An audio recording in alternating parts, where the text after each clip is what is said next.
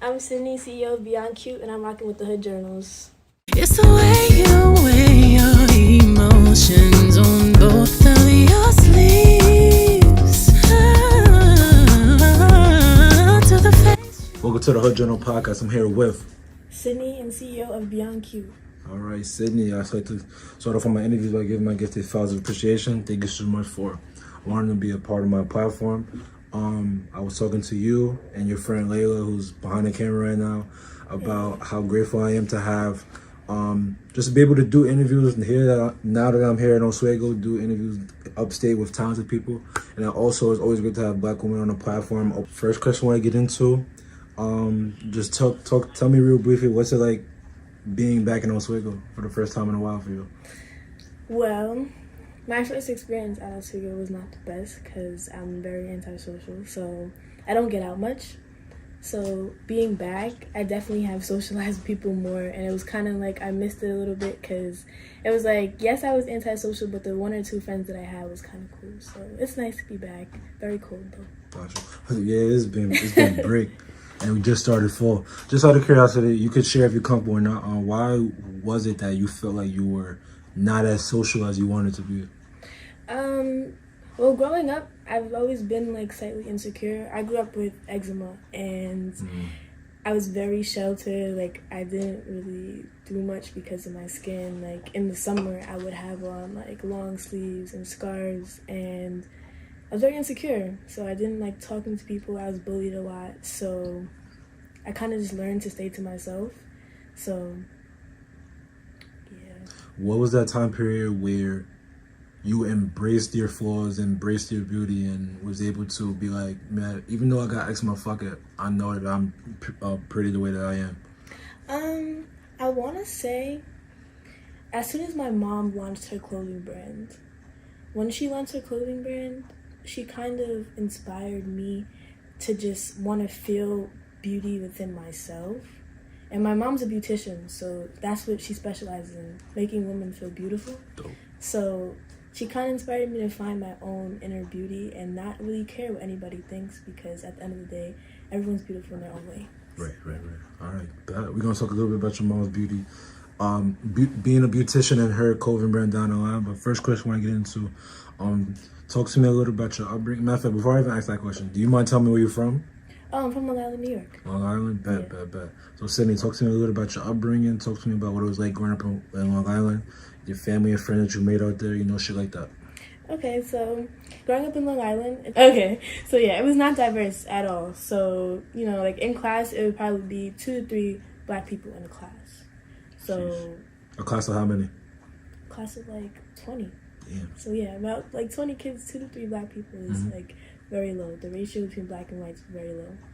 So yeah, growing up in Long Island, it was very, very different. Like when I moved to Nassau and I met people in Nassau, it was like, they're like, oh my gosh, like you act so different. It's just like, this is how I grew up. Right. So yeah, I grew up in definitely a predominantly white neighborhood, and I made friends, but like I said, growing up with like eczema and stuff, it made me very insecure. So the friends that I made were like people that have known me since I was a baby. So I always kept those friends. I have friends that I've known for like 10 plus years. That's dope. What are some positive, or what are some things, like some memories that you have growing up in Long Island and growing up in Nassau, like some memories that come to mind that stand out? Some bad memories. I remember somebody told me that like I look like I have crocodile skin and scales. Wow. That was probably my worst. That probably destroyed my confidence at the time. And then a positive experience from Suffolk to Nassau would probably be how accepting everybody was. Like, it kind of felt like everybody wanted to be my friend. I was like the new girl, and everybody was like, who's this? I want to get to know her. And it was cool. So yeah, that was a positive experience. All right, bet. We spoke a little bit about it before we started recording, but I guess talk to me prior to your mom creating her clothing brand. What kind of clothes was she putting you in growing up? My mom put me in like some bizarre clothing. I was definitely like the colorful girl. Yeah, I was definitely in all different types of colors. My mom had me like a rainbow. And I didn't like it because my complexion, like with eczema, my complexion was darker, so my skin was like a lot harder and dense, and I just thought that the colors didn't look nice on me. I just wanted to wear black, keep it simple, and just not stand out.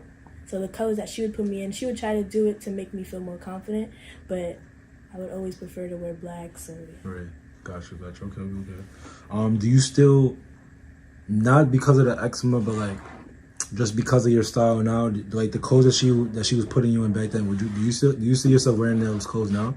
I would definitely wear colors now.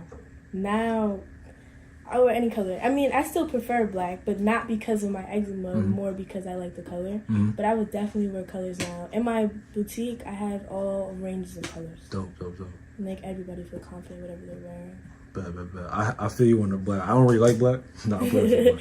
I like black because I don't know, me personally, I'm more comfortable, like, just in black is, like, more reserved, and it also goes with everything, too. That's why I really like it, too. Yeah, it definitely is more reserved, and you're not as noticed when you're in black. That's a fact.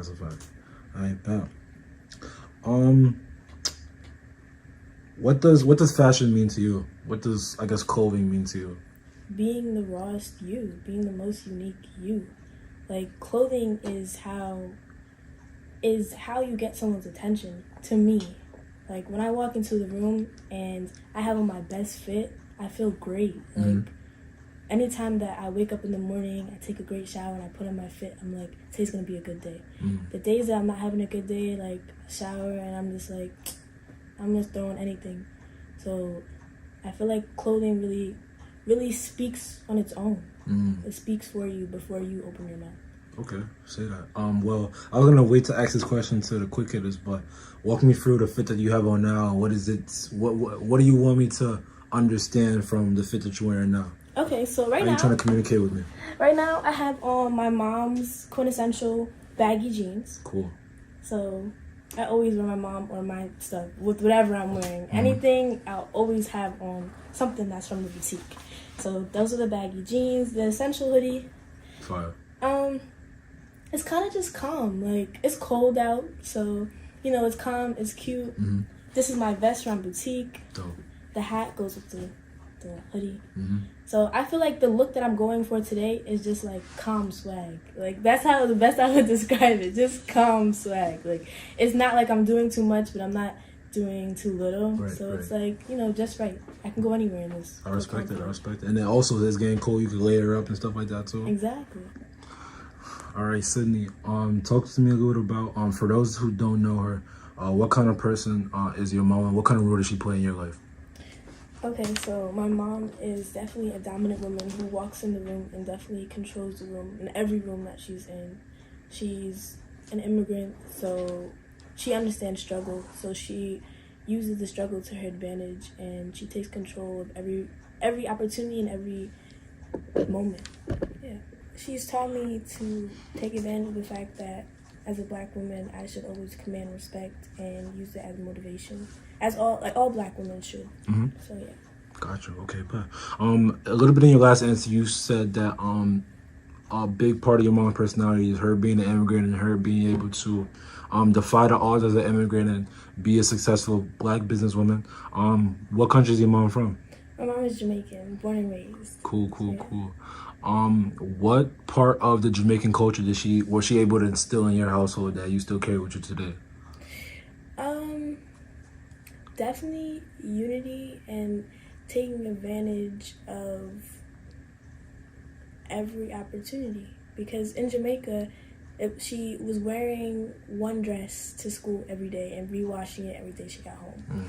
So an opportunity to have multiple outfits and stuff like that, she teaches me that, to like be appreciative, and she also instills that we, you know, have family dinners and stuff like that. Cool. Have you been to Jamaica before? Yes, I've been to Jamaica. What's it like? I want to go there for vacation. Jamaica's really nice. It's beautiful, and it's nice to see the culture, especially where my mom has come from.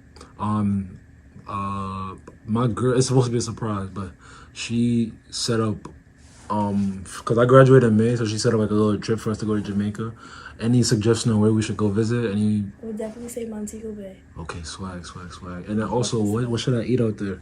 I eat Jamaican food in the city. I know it don't hit the same as for me in Jamaica, but what should I eat out there? Some steamed fish, some oxtail. Okay. Oxtail, rice, and beans would definitely be great. Some steamed fish, though. Steamed fish from Jamaica is nothing like the States at all. Jeez, that sounds like that.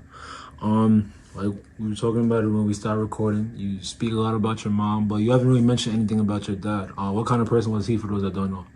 My dad is definitely a behind-the-scenes supportive dad. Like, he doesn't want to be seen in any pictures or anything, but he definitely lets me know that he's there for me whenever I need it. Dope. He contributed a lot, like, when I started my clothing brand. And, yeah, I had to give him props all the time. Cool. Yeah. How grateful are you for your mom-dad duo for allowing you to be as successful as you are today? How grateful are you for that? I'm extremely grateful. Like, I couldn't be more appreciative. Like, my parents have definitely supported me every step of the way. Like, with everything. Not even just the clothing brand. Even when it comes to school. They were like, whatever school you want, we'll fund it. Just pick your school.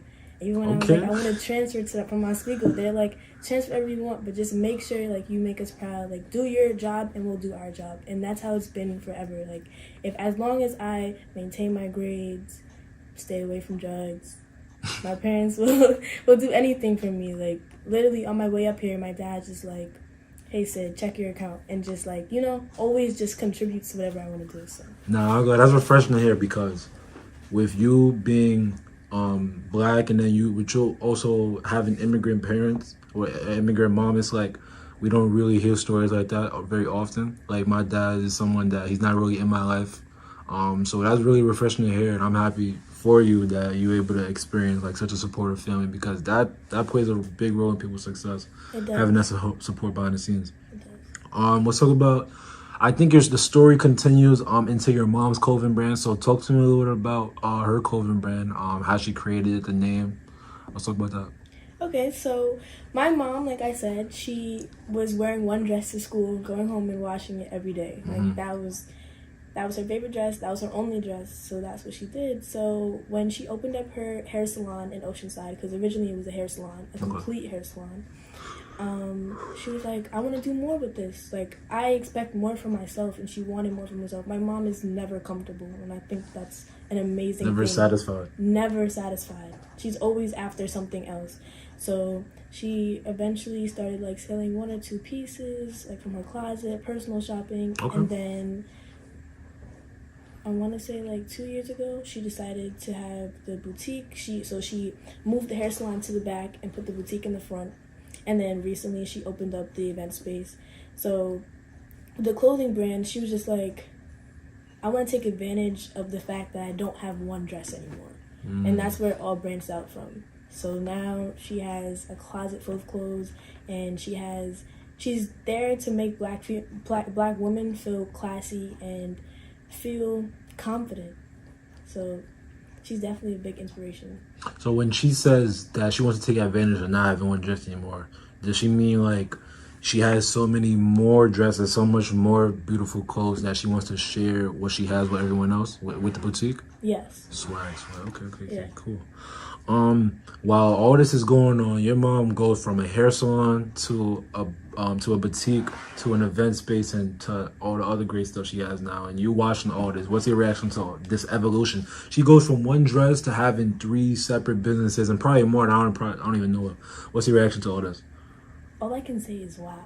Like, I'm speechless, because watching her is like such an inspiration, because my mom and I will have our debates and we'll have our arguments, but one thing I can say is that my mom has done everything to get me to where I am today. Dope.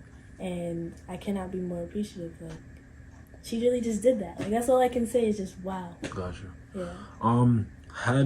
So when she opened the boutique, we spoke about it off the camera. What role were you playing helping her with the boutique? So with the boutique, I would be at the register, or I would be helping customers on the floor. So I was always like, it forced me to actually communicate with people. How old were you at this time? I want to say to say like maybe 16. Wow. And you was on the register, you was communicating with people, you was Yeah. like you was really working with retail. Yeah, my mom is trying to build a legacy for me, so I definitely started young. Yeah. How does your words, insecure, not really confident young lady start work at 16 years old, start working at a register, start communicating with customers? Like, how does one make that transition? How were you able to be successful in that position, helping your mom out? Well, I honestly just had to look at it like, eventually, this is going to be me and my daughter. So I was like, this is a family business. This is something that my mom has started for me, and although, like, it's pushing me out of my comfort zone, eventually in the future, it's going to pay off, which it is now. Right. So if I didn't, at that 16-year-old, if I wanted to be home and on my phone, I would not be where I am now. And I wouldn't be the same Sydni that I am now. So I definitely said that shaped me as a person. And I'm not going to say, like, at 16 that I wanted to be in the shop all day. Right. I was like, Mom, I want to go home. But those long nights have definitely turned me into a person that's like, I got to chase after what I want. And long nights don't mean, like, long nights mean good pay. That's all I'm saying. Okay. That's a fact. Niggas is never going to get tired about a check. Yeah. When did you feel like you started getting comfortable with this live training? Like, when did you feel like, okay, I'm getting the hang of this, I'm getting comfortable handling the register, talking to customers, handling other responsibility? When did you start getting comfortable with the training? Honestly, this summer. Oh, this past summer? Yeah, so it's been a few years, but definitely this summer, because my mom was not in the shop this summer. My mom was going on trips. She recently just came back from Wildin' Out. So she was like, I need somebody to take over. And this summer, I took over. I was in the shop from 10 to 10. How many days a week? 7 days a week? We're closed on Monday and Sunday. Okay. Some Sundays I did open. So from Tuesday to Saturday, I was pretty much in there working with clients, packing orders every day. It was like multiple orders, like 5+ orders a day, packing, not even 10+ orders a day, and then plus clients coming in. So I'm packing an order, helping the client. But it was like, it was so inspiring, because it was like, at 16, I was like, oh my gosh, I want to go home. To now, I'm running the shop by myself. Like, this is really my business. So it stopped, like, I stopped looking at it as, this is my mom's shop, but this is our shop. Yeah. And did your mom see it like that too? Oh yeah, she definitely posted about it all the time. Like, yeah, my daughter's running the shop. This is hers. There we go. She's definitely supportive. One detail that you have yet to tell me. What's the name of your mom's shop? Quintessential Lifestyles. Got you. And if people want to purchase from her, how could they be able to do it? On Instagram, it's Quintessential Lifestyles. She has, if you look up Petaye, it'll come up right away. How you spell that? Petaye. Sweat. And then Quintessential is Quintessential. Cool. All right, bet. So, feel me? You spoke a lot. We went in depth about your mom's business. You say you started getting comfortable just being a black businesswoman this past summer. So let's talk a little bit about your brand, Beyond Qute. When did you create Beyond Qute? So I created Beyond Qute over quarantine. And it was kind of like, you know, I was working at the shop and I was just like, oh, I would love to do this. It was just an idea. Then I made an Instagram. I came up with Beyond Qute because my mom is Quintessential, so a junior line for that was like cute. I took the cute from there. So I was like, you know, I'm just gonna see where this takes me. I posted a picture and I was like, I decided to be a part of Quintessential as a junior line. And I honestly was not consistent with it, but it was like something that I knew it was like a seed. Okay. So I left it there and I was like, I'm gonna come back and water it and let it grow. But I just need the time and the mindset. So that's what happened this summer. It was there and I was posting, but like honestly not consistent at all. So then this summer I was like, it's time to water. So I was like, Mom, show me what I need to do. She's like, you have to invest a lot of money. But mind you, I'm working the shop, so I'm working those long days to be able to put this back into my business. So she's like, you have to invest a lot of money. So I invested my money and I started my first photo shoot and I got few clothing, a few pieces that I liked.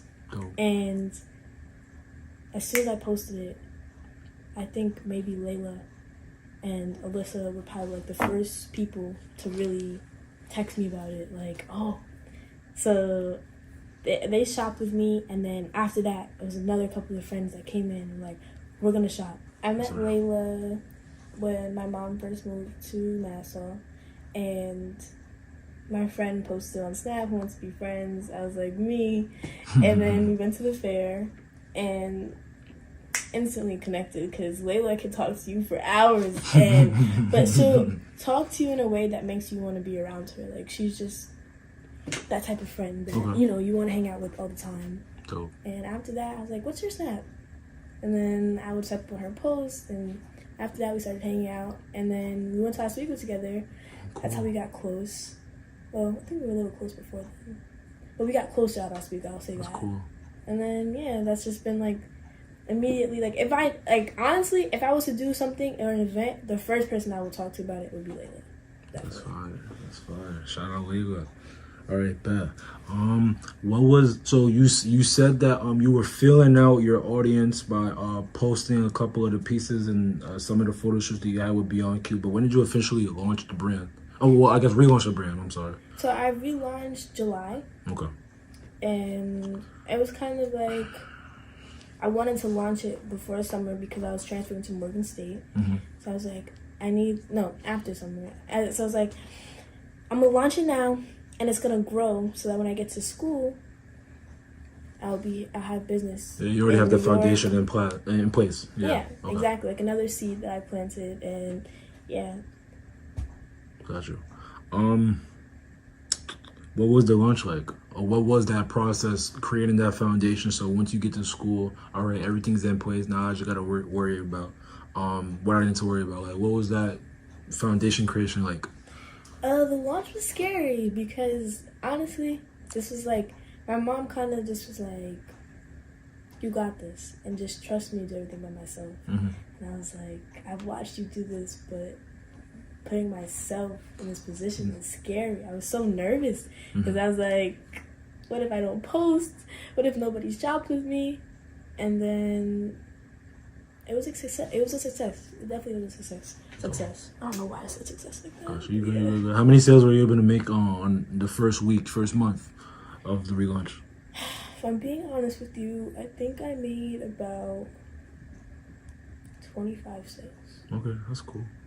So I projected like 10. If I'm being honest, you doubled it. I projected 10. More I only than have doubled like 300, 400 followers on that page. Okay. So I definitely did not expect that much. And then after the pop-up shop, I had like 25 more.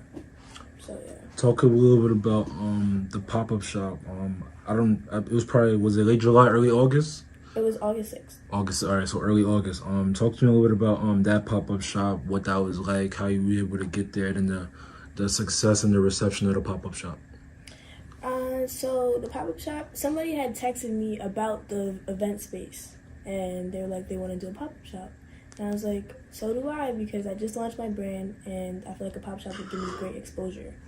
So after that, I was like, let's collab, and we'll do a pop shop together. So I collabed, and then it was like 3 or 4 of us, and we each reached out to people and got our own brands, and we ended up with about 13 vendors, and then a few people dropped out last minute, but we had initially 13 vendors. Cool. And it was big. Like, I hit my best numbers that day, so I know that it was big for me, and thankfully my mom had a pop shop the same day. Cool, we were both on either side, because the event space is right next to the boutique.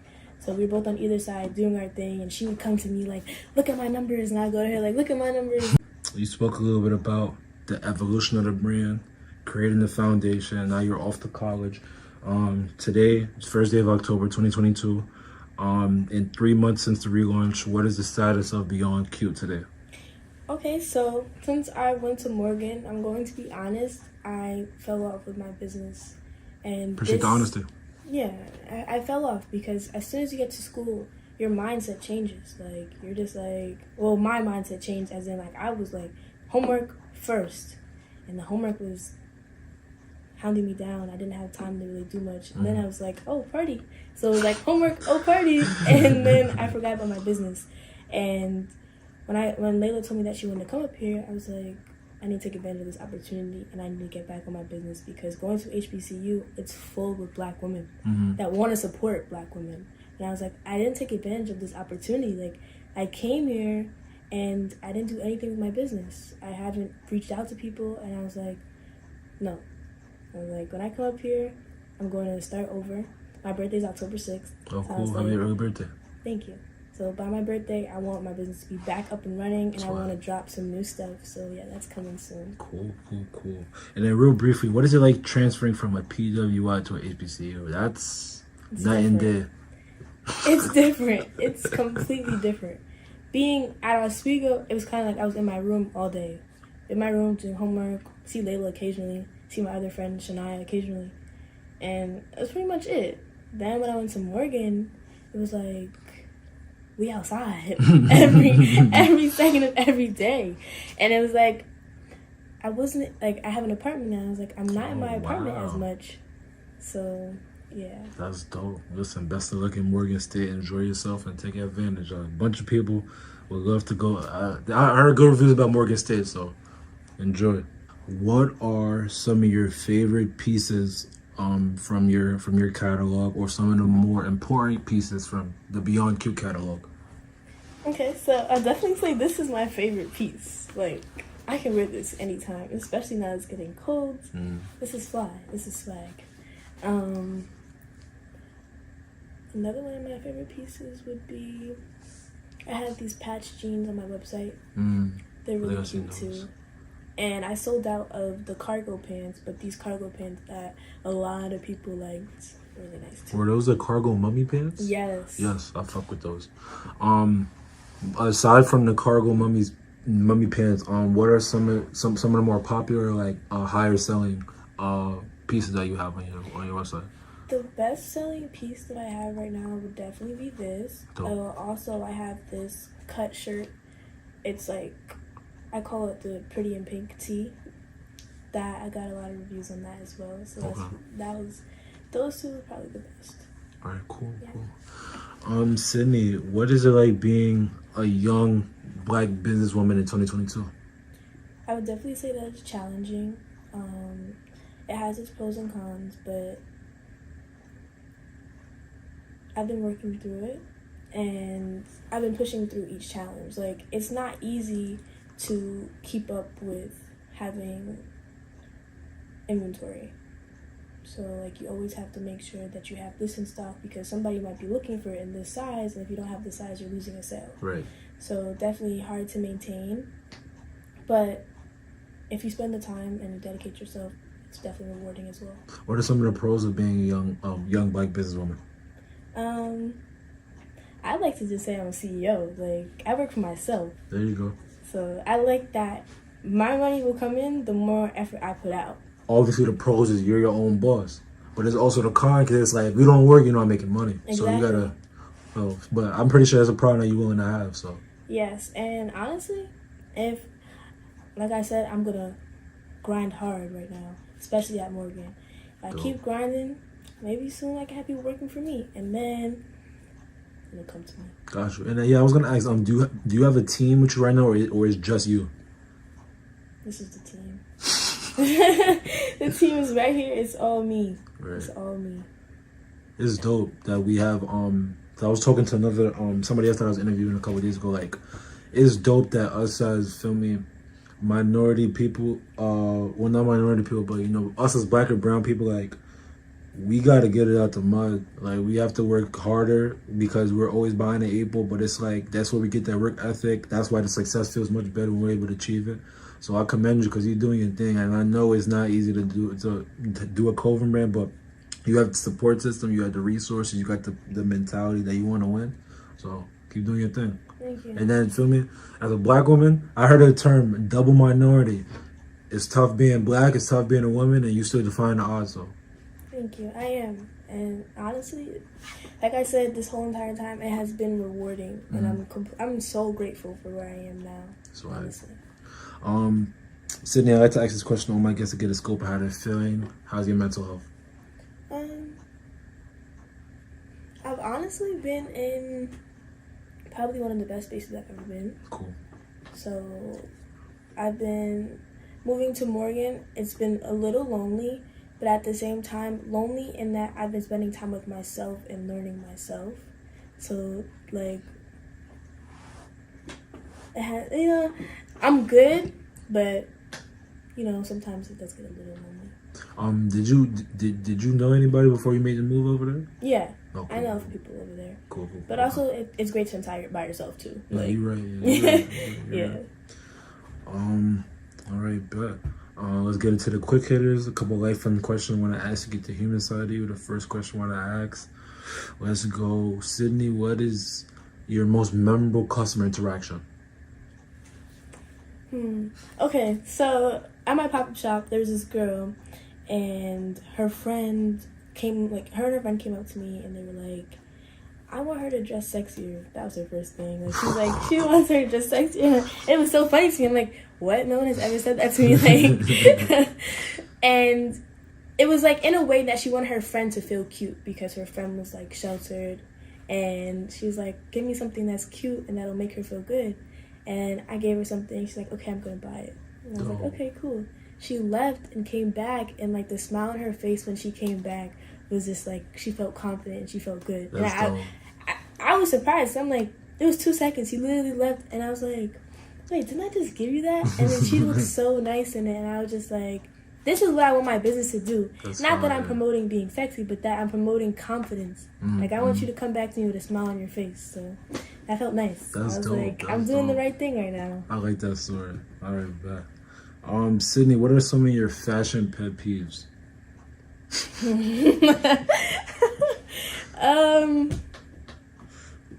Some of my fashion pet peeves. I don't like when people are doing too much. What does that mean to you?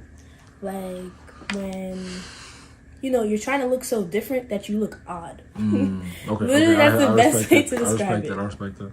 Like, I get the layering stuff on top, but if you have like 6 layers on, like, that's not a vibe. Yeah, Like, that doesn't sound like a drag. that's a little bit too much. I don't feel like everything has to have your skin out.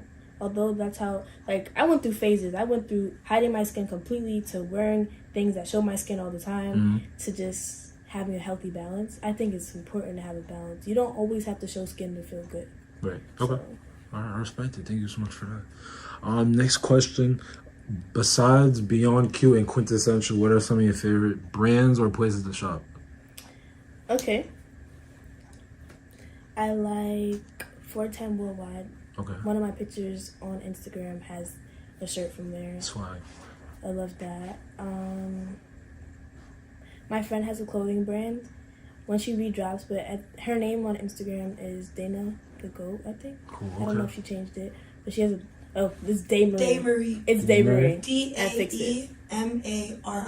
Thank you so Yes. much. Okay. Shout out Dana. Is her name Dana or Yeah, Dana? Dana. Shout out Dana. Dana. Okay. Yeah, she's gonna redrop her brand, so go shop that. I'm supportive of that. Dang, I don't want to forget anybody, but any brands that was at my pop-up shop.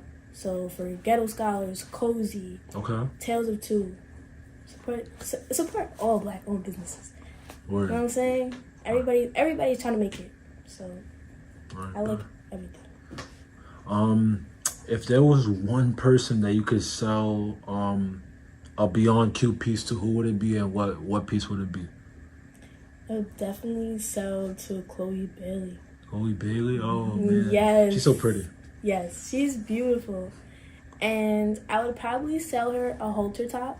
Okay. The halter top would look really nice on her because she has a nice body frame for it, and it'll look really cute.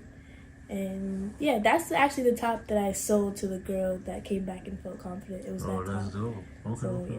that was also one of my best sellers. I forgot to mention that earlier. Alright, bet. Say that. Chloe Bailey, you gotta tap in. It's only right.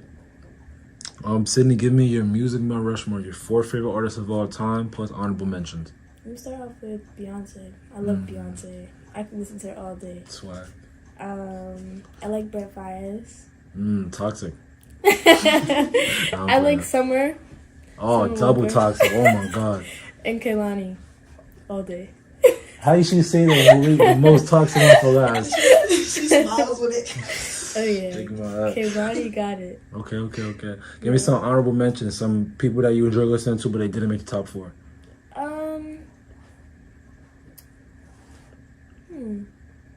Capella Gray. We be bumping that all the time. Capella Gray stuff. Um, Wait, would you say Capella Gray is a one-hit wonder? No, because we been listening to all his stuff. Yeah, okay. We've been listening to all his music for I real. love it. I like Sierra. Dope. I can get down to any old school artist, honestly. I like Usher. I like Neo. Yeah. Gosh, you got the heavy hitters. R&B right got it. That's a fact. Sydney, if you could eat at one fast food restaurant for the rest of your life, what would it be? Chick. Ah, there we go. She knows something. She knows about it. Chick-fil-A for sure. Well, and then when you go to Chick, what's your go-to order? Definitely an 8-count with mac and cheese and some ranch and buffalo and a lemonade. I don't know about the sauce. I ain't gonna lie. I'm Chick-fil-A sauce. Oh. Oh man. Not too much. Not too much. Nah, but that do sound vibey. There's Chick-fil-A's by MSU, right? There's a Chick-fil-A in MSU. What the fuck? Privilege So is crazy. nice. What is it? Is it better than in the city or in like Syracuse? I mean, it's pretty good because I be hungry, but In I wouldn't compare it having to a New York. Chick-fil-A in campus is fire. Yeah, on my way to class, just gonna stop right there. Wow. The lines be long. All day, Makes sense. all day. It's kind of like an hour wait, but honestly, I'm waiting. Yeah, So. it's worth it. It's worth it. All right, bet. You kind of answered this before, but I'll ask again. Knowing what you know now, what would you tell the younger version of yourself and why? Don't care what people think. Just be yourself. Like, there were so many times when I just wanted to fit in so bad, but then I wanted to be by myself, and then I wanted to, like, wear my scarves in the summer and just be hot and boiling just because I didn't want anybody to make fun of me. I would just say, like, be yourself, girl. You're beautiful. I would say that. Yeah. All right, bet. Say that. Both said. Well, what are your ultimate goals with Beyond Qute? What do you hope to accomplish with your brand? I hope to get where my mom is and further. I want to open up my own shop, and I want to expand on my mom's. That's the goal. I would love for them. I would love to have my own section in Quintessential. That'd be fire. The Beyond Qute section. Yeah, that would be nice. All right, bet. Say that. And you well on your way. Thank you. Sydney, who do you want to see next on the Hood Journal? Who do I want to see next? No, my only reservation is that we have the best. Feel me? We got True. We got a bunch of dope people in Oswego. We need, you feel me? We need more dope people. So who do you want to see next on the platform? Beauty by Alyssa. Beauty by Alyssa? Yes. Okay. Gotcha. Look into her Instagram. She's an amazing hairstylist and even an amazing person. So yeah, look into that. All right, swag. All right, so Beauty by Alyssa, we got to tap in. Yes. All right, bet. The marks to end the interview is the talking shit segment. Anybody want to shout out anything? Want to give your chest? Tell the people what you want to hear. I want to shout out everybody that supported me. I know I did not say a lot of names during this, so I know I might have missed a few people, but this is just for you, and thank you for everyone that has supported me and got me here. And October 6th, my birthday, we going up, and I'm also planning to drop something, because, you know, I got to get back to the people. So thank you to everyone, and yeah. Gotcha. Before we head out, what do you have planned for your birthday? Libra season? you my friend, but Libra woman, like my girlfriend's a Libra, she be getting me tight. But Libra season, my mom's birthday's October 12th, she be getting me tight. But Libra season, what you doing? What you doing for your I birthday? would say Libras are the best time, and it's homecoming week for MSU, nah. so you You know gonna we be there, outside. right? Oh, yeah. How old are you gonna be? I'm gonna be 19. 19 shots. 21 shots. 20. For good measure. Yeah, 3. Yeah, feel me? Sitting on me. It's only right. You only gonna turn 19 once. I don't know. Maybe I'm 5 and gonna she'll turn be 19 good. once. Maybe one. Nah, one you might just be two. For real though. Nah, but Sydney, thank you so much for this interview. Thank you so much for locking in with me. Guys, make sure you continue to support the Young Black Queen, support Beyond Qute, support Quintessentials, Beauty by Lessa, all the black business people, black business women that we got going on. Best of luck at Morgan State. Happy early 19th birthday, and thank you so much for this interview. Thank you for this opportunity. I appreciate it. All right, that's a wrap. Boy, I know you can't help but to be yourself around me, yourself around me now. And I know nobody's perfect, so I'll let you be, I'll let you be. It's the way you weigh your emotions on both of your sleeves.